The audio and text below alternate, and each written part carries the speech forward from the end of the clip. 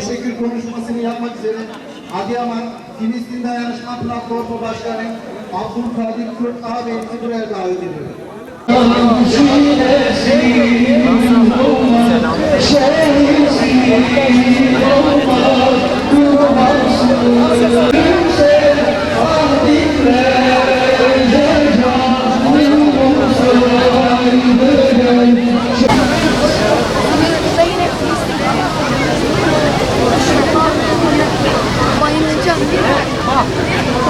Evet, o yasa tasarısını, teklifini duyduk. Çok memnun olduk.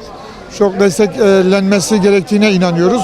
Hakikaten ülkemizden Türk vatandaşı olup kardeşlerimizi, Müslüman kardeşlerimizi katledenlerin ülkemize geri geldiklerinde vatandaşlıktan çıkarılması ve savaş suçlusu olarak yargılanması ve mal varlıklarına el konulması için alması gerektiğine inanıyoruz. Bu konudaki yasa tasarısının bir an evvel görüşülüp kanunlaşmasını istiyoruz.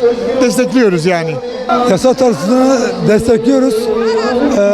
Gazze'de savaşan Siyonistlerin ülkemizden derhal çıkarılmasını istiyoruz. Bunun diğer Müslüman ülkelere örnek olmasını istiyoruz. Bunu devlet büyüklerimizden özellikle rica ediyoruz.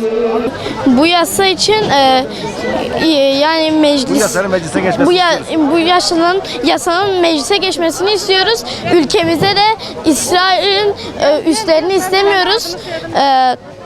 Ondan sonra İsrail'le olan birlikte bir anlaşmaları silmek istiyoruz. İsrail'le olan anlaşmalar bitsin.